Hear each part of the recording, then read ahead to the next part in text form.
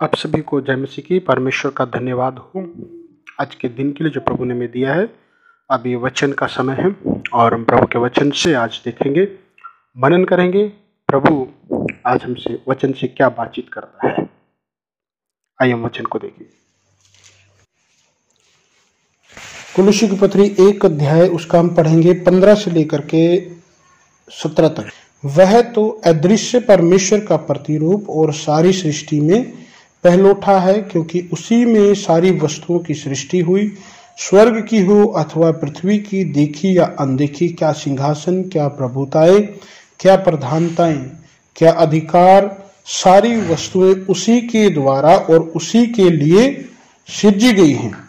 वही सब वस्तुओं में प्रथम है और सब वस्तुएं उसी में स्थिर रहती है। हालेलुया। सो प्रभु यीशु मसीह सारी सृष्टि का केंद्र बिंदु है, सारी सृष्टि का निचोड़ है, सारी सृष्टि का रचने वाला है।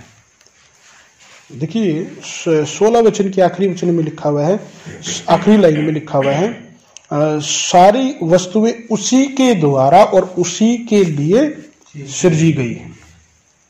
यीशु मसीह से बाहर कुछ भी नहीं है जो आप सोच सकते हैं, जो आप अपनी आंखों से देखते, जो देखता भी नहीं है।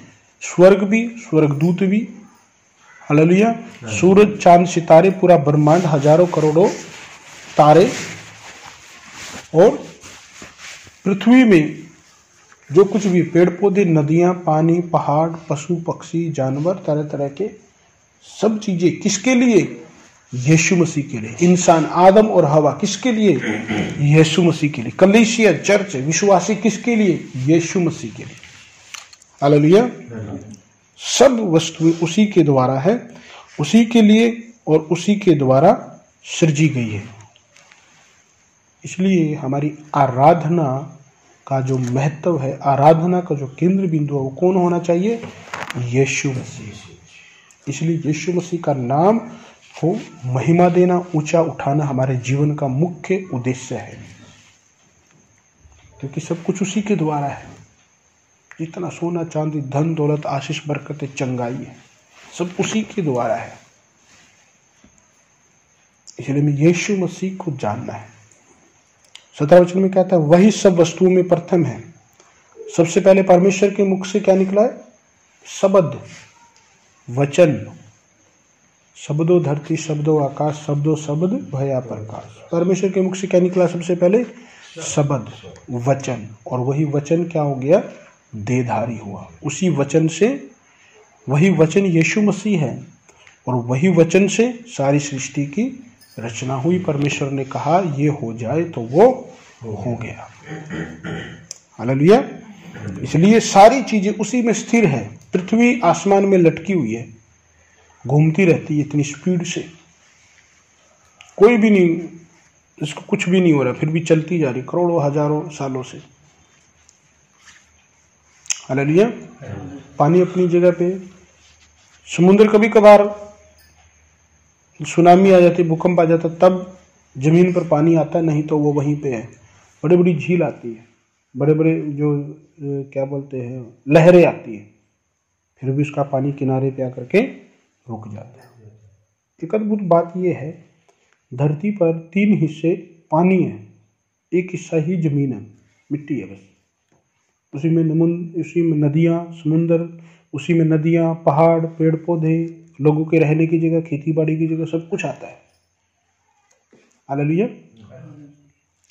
पानी इतना है, पृथ्वी को 3 बार डुबा सकता है, उससे ज्यादा बार भी, लेकिन फिर भी स्थिर है। ये प्रभु की रचना है।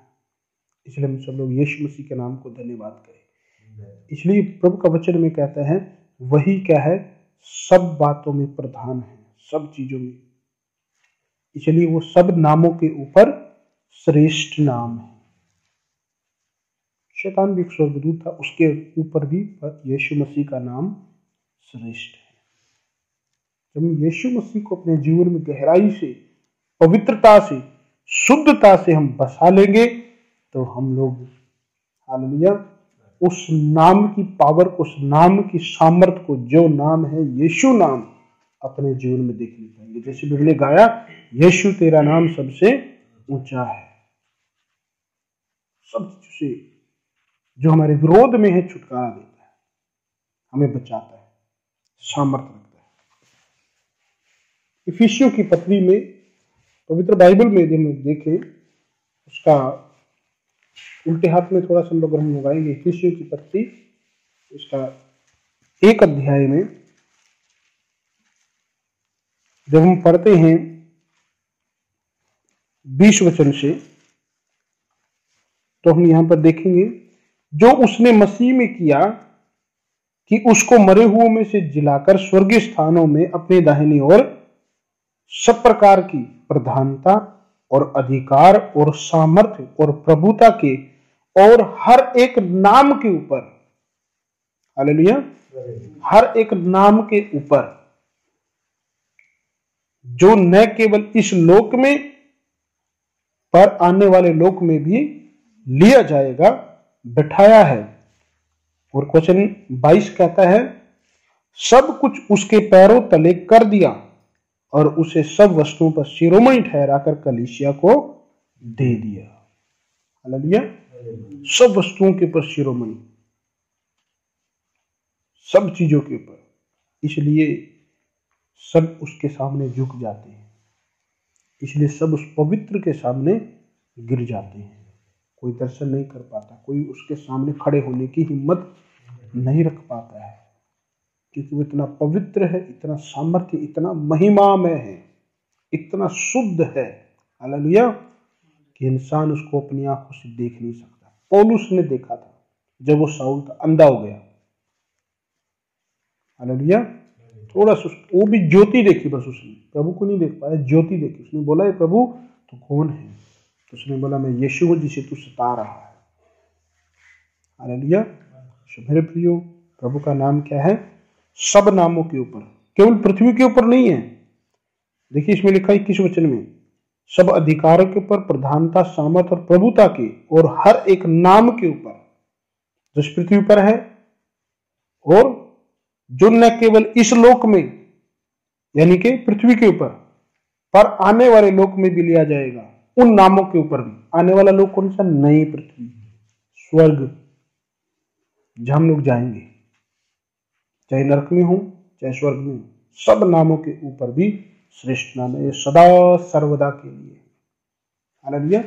इसलिए प्रकाशित वाक्य जब हम पढ़ते हैं तो बार बार एक बात को हम लोग पाते हैं, जब आराधना करते हैं वो लोग, स्वर्ग की सेना, स्वर्गदूत जब आराधना करते हैं तो वो लोग इस बात को बार बार बोलते हैं, सब कुछ, सारा आदर, सारी चीज, सब कुछ मेमने को देते हैं। प्रकाशित वाक्य 5 अध्याय का 11 वचन, जब मैंने देखा तो उस सिंहासन और उन प्राणियों और उन प्राचीनों के चारों ओर बहुत से स्वर्गदूतों का शब्द सुना, जिनकी गिनती लाखों और करोड़ों की थी। कितनी है स्वर्गदूतों की गिनती? लाखों और करोड़ों की, मतलब बहुत है, अनगिनत है, लाखों करोड़ों का मतलब। और वे ऊंचे शब्द से कहते थे, लाखों करोड़ों क्या कहते हैं? वध किया हुआ मेमना ही सामर्थ्य, धन और ज्ञान और शक्ति और आदर और महिमा और धन्यवाद के योग्य है। फिर मैंने स्वर्ग में और पृथ्वी पर और पृथ्वी के नीचे और समुद्र की सब सजी हुई वस्तुओं को और सब कुछ को जो उनमें है यह कहते सुना, जो सिंहासन पर बैठा है उसका और मेमने का धन्यवाद और आदर और महिमा और राज्य युगानुयुग रहे। और चारों प्राणियों ने आमीन कहा और प्राचीनों ने गिरकर दंडवत किया। हालेलुया। ये है परमेश्वर की, मेमने की आराधना, यीशु मसीह की आराधना। हालेलुया। इसलिए मैं अपनी आराधनाओं में यीशु मसीह की महिमा के, आराधना के, उसके ऊंचे नाम के, उसकी महिमा के गीत गाने हैं। वो होती है सच्ची आराधना। कुछ गीत होते हैं मांगने के, जो आत्मा से भरते, मुझे सामर्थ्य से भरते, मुझे ये दे दे मेरे लिए, आत्मा मांगने के, प्रार्थना के रूप में गीत होते हैं।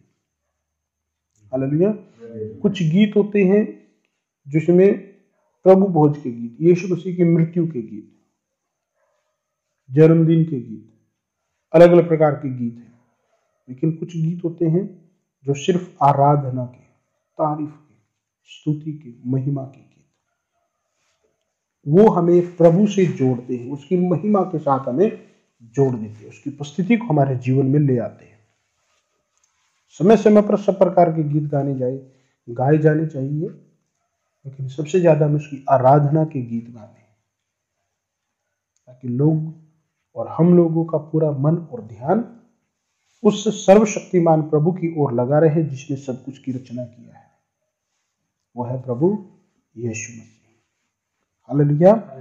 हम सब लोग प्रभु को धन्यवाद करें, उसकी आराधना करें, उसके नाम को ऊंचा उठाएं, अपने जीवन को एक आराधना का जीवन बनाएं, और प्रभु हम सब लोगों को आशीष करे, क्योंकि सब वस्तुओं को संभालता है।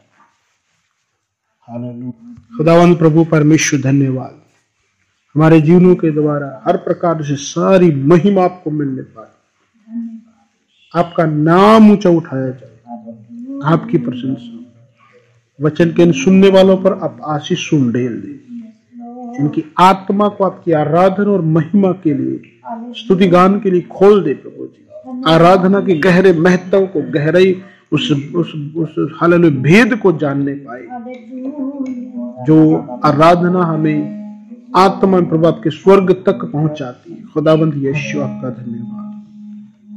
धन्यवाद, ब्लेस करे, अपना अनुग्रह दे, पवित्र आत्मा और सच्चाई से आराधना करने वाले में बना दे। धन्यवाद